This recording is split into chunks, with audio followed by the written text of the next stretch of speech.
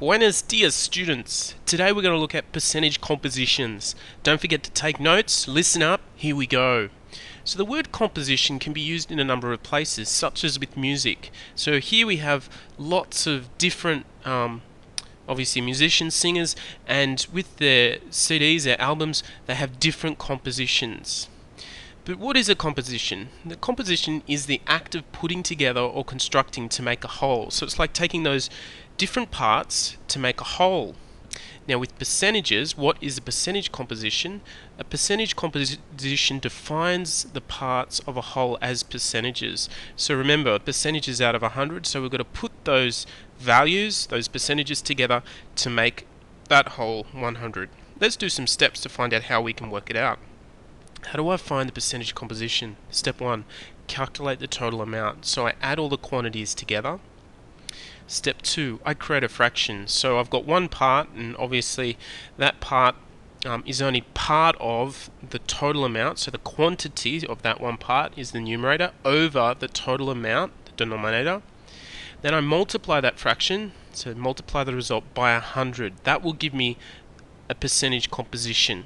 So what percentage does this part make up? Let's do an example. So again, using the music from before, Jane has 3 Beyonce CDs, 4 Michael Jackson CDs, and 3 Pink CDs. What percentage of Michael Jackson, Beyonce, and Pink CDs are there? So step 1, what I want to do, I want to take the quantity of each of those. So 3 Beyonce plus 4 Michael plus 3 Pink equals 10. So my total amount is 10. Then for each part I'm going to create a fraction. So 4 for Michael over 10 CDs, so that's the total, there's my fraction, and I multiply that by 100. Now I only actually have to do this twice because notice up here I've got 3 Beyonce and 3 Pink. So 4 over 10 times 100, 40%, 3 over 10 times 100 is 30%.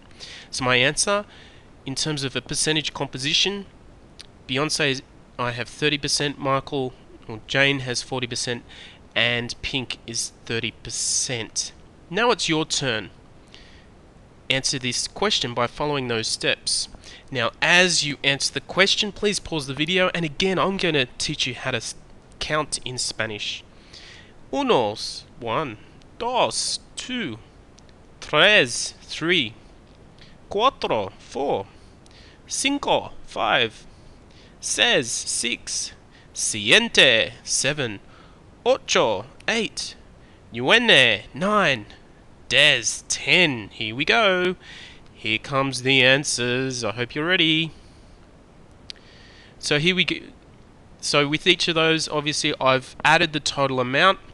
I've worked out my fractions. Once I've got my fractions, I multiply each one by 100. Okay, so with this one here, I should have gone times 100 times 100 times 100. Just put that in for each of them. Don't get confused. That's multiply. Do you want to do one more example? I can hear yes.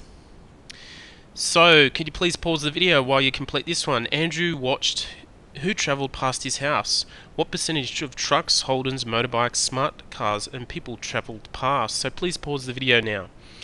Unos, 1, dos, 2, tres, 3, cuatro, 4, cinco, 5, seis, 6, siete, 7, ocho, 8, nueve, 9, des, 10. Here we go.